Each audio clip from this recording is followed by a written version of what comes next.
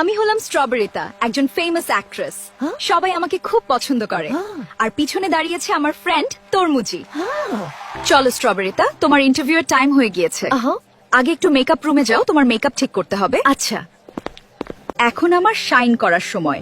ও সুন্দর মুখটা আমি সহ্যই করতাম না, তাই আমি স্নাইল হার্মফুল লোশনটা দিয়েছিলাম। ওকে টুটিয়েছে। এখন আমাকে অ্যাক্ট্রেস হতে কেউই থামাতে পারবে না। আমিই বলেছিলাম মুখে লাগাতে, আর এখন দেখো। এই ক্রিমটা আমাকে তরমুজি দিয়েছিল, বলেছে এটা লাগানোর পরই যেন ইন্টারভিউ দিতে যায়। ও মা, কি হচ্ছে এটা? আমার অনেক চুলকানি হচ্ছে কেন? তরমুজি তো বলেছিল এটা নাকি অনেক ভালো একটা ক্রিম। ডক্টর, প্লিজ আমাকে বাঁচান।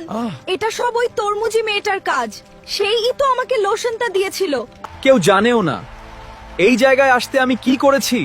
স্ট্রবেরির ক্যারিয়ার শেষ, আর আজ স্পটলাইট শুধু আমার উপর। ওই স্ট্রবেরিতা মেয়েটাকে আমার পথ থেকে সরিয়ে এখন আমি নাম্বার 1 বকা মেয়ে। সে মনে করেছে আমি তার বান্ধবী।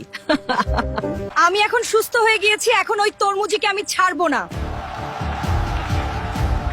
ও, এখন বুঝবে খেলা না খা। দেখুন সবাই, কত বড় খারাপ একজন মানুষ এই তরমুজি। ওর জন্যই আমি এতদিন হাসপাতালে ছিলাম। আর কি সবাই জেনে গেছে?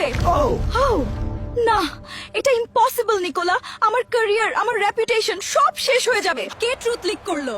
স্ট্রবেরি, এটা কি তোর কাজ? না না, আমি সব হারাতে পারি না। ইয়েস রোজমি, ইওর কাজ। আমি সব হারাতে পারি না। আমি আবার আমার স্পটলাইট ফিরে পেয়েছি। আমি এখন আবারও সেই নাম্বার 1 অ্যাক্ট্রেস স্ট্রবেরিতা।